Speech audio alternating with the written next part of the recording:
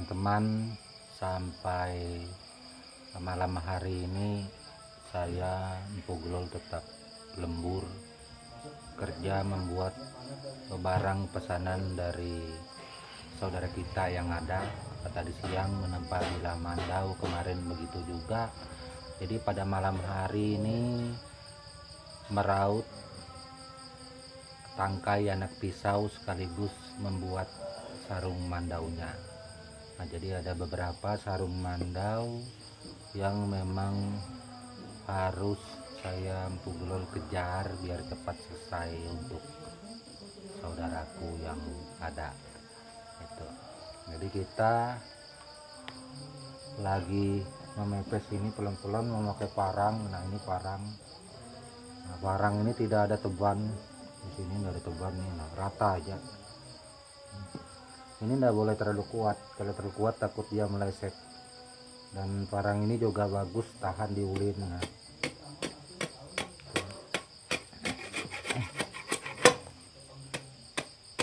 nah terlalu besar, jadi ini kita kecili lagi sedikit supaya merautnya enggak terlalu sulit dan tidak terlalu banyak buangan.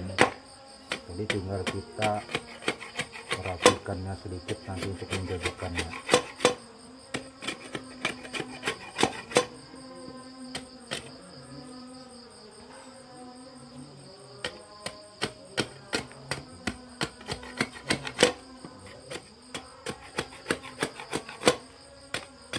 Kadang saya berhenti kerja sampai jam 12 malam, bisa juga lebih, menyelesaikan pekerjaan-pekerjaan yang ada ini.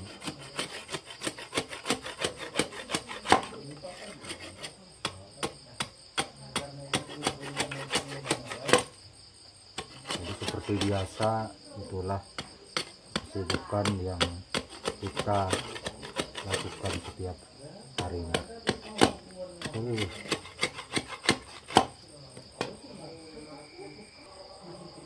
Tangkai pisaunya sudah kita pepes, perkecil, dan kita akan merautnya untuk menyelesaikannya. Setelah ini selesai baru kita pasang anak pisaunya. Oke, kita masuk dulu. Kita ngopi dulu teman-teman, jangan lupa para sedulur-sedulur yang ada, kita ngopi dulu. Nah, ini kebetulan ada saudara kita juga membuat gagang mandau hulu tunggur. Nah, ini youtuber juga ini, YouTube-nya namanya, channelnya Icang Project.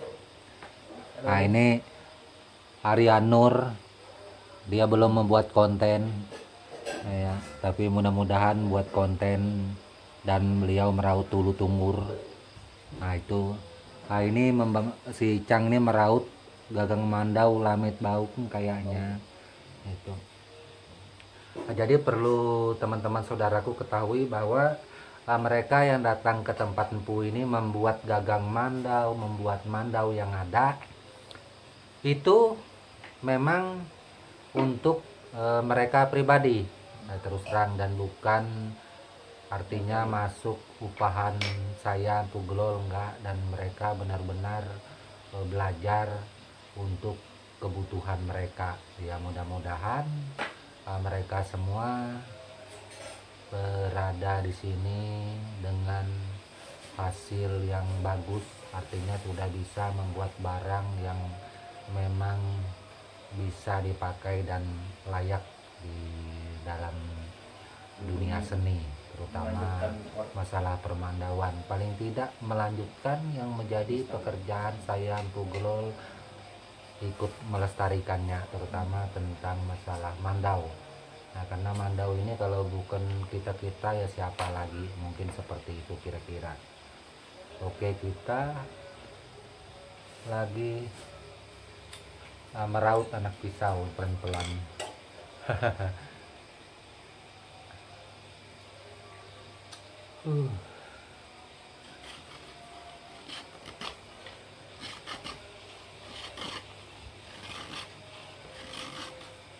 ini keseharian kita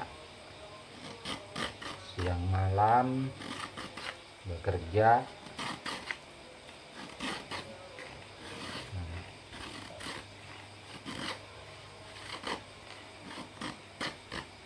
Pertanyaan Bu, anak pisau tuh bahan gagang itu mesti ulin apa Bu? Kenapa ulin? Nah ini kebetulan ada saudara kita ini yang project yang bertanya masalah gagang anak pisau, dan pertanyaan ini juga bagus. Ini berdasar mengingatkan Empu tentang pertanyaan para subscriber yang ada. Nah, Empu baru ingat ini. Jadi gagang anak pisau ini bermacam-macam yang bagus. Dari kayu ulin seperti ini kan ulin, tangkai anak pisau bagus. Terus bangris, itu bagus juga. Kalau untuk tangkai anak pisau yang kerja dari bambu juga bagus. Ada juga yang pakai bambu yang kecil sebesar ini, itu yang agak tebal. Nah, itu juga bagus untuk tangkai anak pisau pada mandau kerja. Nah, jadi selain daripada yang aku sebutkan, sebenarnya kayu-kayu lain juga bagus. Yang penting jangan kayu itu yang mudah retak kena panas, dan jangan pula kayu itu kesannya terlalu ringan untuk anak pisau. Kalau terlalu ringan kayaknya kurang bagus, kemungkinan juga akan mudah patah. Nah ini yang harus kita jaga. Nah, seumpamanya saudaraku yang ada di luar daerah, di luar Kalimantan, seperti di Pulau Jawa atau di daerah lainnya, nah di sana kan tidak ada kalau dicari kayu ulin untuk anak pisaunya yang bagus itu apa Empu. Nah sebenarnya kalau di luar daerah seperti Pulau Jawa, saya pun nggak tahu jenis-jenis kayu di sana ya. Yang saya ketahui kan cuma jati. Nah, itu saya rasa mungkin ada kayu lain yang berserat juga, dan ini bisa dijadikan anak pisau pada mandau. Mungkin kayu warang ada Cang ya di sana di Jawa. Bagi para subscriber, Iya. kalau ada rekomendasi kayu dari Jawa bisa komen di bawah. Kayu apa yang biasa digunakan di Pulau Jawa atau di luar Kalimantan. Iya, bisa komen di bawah. Iya. Siapa tahu kita bisa menanggapinya dan membantunya. Sekiranya kita sama-sama untuk menambah wawasan tentang masalah perkayuan ini, karena saya belum tahu kayu di sana. Bagaimana kalau dengan jati, sumpamanya Empu? Memang kalau jati itu adalah kayu produksi dan sangat cukup terkenal, bahkan ini masuk ke dalam kayu ekspor. Nah, ekspor keluar untuk membuat meja, kursi, mebel dan lain-lainnya. Ini memang kayu yang berkualitas dan berkelas bagus. Cuman ini juga tidak menjamin untuk tangkai anak pisau, karena tangkai anak pisau ini berbeda. Dia bukan dari situnya yang kita lihat. Nah, itu bukan berarti saya mengatakan kayu jati tidak bagus untuk tangkai pisau, enggak.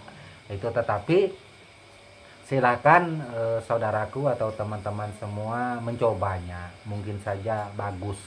Itu tapi harapan saya Pukulol mudah-mudahan bagus, karena jati kan lebih mudah didapat di daerah sana. Gimana Cang? Iya, seperti itu. Itu ya. Nah, jadi terkecuali kalau kayak kita di Kalimantan ini kan banyak macam.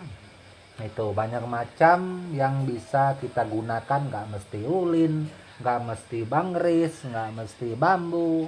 Kayu-kayu lain juga boleh, kayu warang juga boleh. Banyaklah jenis-jenis kayu lain yang bisa kita pakai untuk tangkai anak pisau pada mandau seperti itu. Nah, jadi berbicara masalah pakem anak pisau, adakah pakem khusus untuk anak pisau Empu pada suku Dayak Benua? Seumpamanya di mandaunya tempilan baik mandau kerja. Memang kalau berbicara pakem untuk tangkai pisau, biasanya kalau di mandau tempilan itu kalau dia tidak bangris, ulin, atau dia kayu yang mudah mengkilat seperti kayu gading, itu juga boleh untuk di pisau atau tangkai pisau pada mandau tempilan. Dan mandau tempilan ini juga bermacam-macam tergantung jenis tempilan, apa dia itu tempilan hulu tunggur atau dia mandau tempilan hulu kemau. Karena di samping tangkai anak pisau ini kalau tempilan kan ada juga yang pakai selop tanduk. Nah itu ada juga yang enggak langsung. Tapi biasanya pada hulu tunggur atau mandau hulu kemau dia biasanya langsung, dia tidak pakai selop. Yang pakai selop ini kebanyakan itu adalah tipe mandau pada hulu kemau. Kalau pada hulu kemau biasanya tangkai anak pisaunya itu kebanyakan dia pasti berselop tanduk. Nah, tetapi ada juga yang enggak, yang langsung ada juga itu seperti itu. Jadi untuk anak pisau seperti itu yang Empu ceritakan. Tetapi bukan berarti tidak boleh kita memakai kayu lain. Boleh. Saya pegolol juga menggunakan kayu-kayu lain yang sekiranya bagus saya pakai untuk anak pisau, nggak ada masalah sih. Nah, seperti itu. Yang penting kita memakainya juga merasa enak dan tangkainya ini nggak mudah patah seperti itu dan kokoh. Oke, hanya itu yang dapat saya sampaikan tentang masalah tangkai anak pisau pada mandau. Tak lupa malam hari ini saya Pugulol serta Icang Project dan Arianur kami mengucapkan salam budaya serta tabe untuk kita semua. Amin.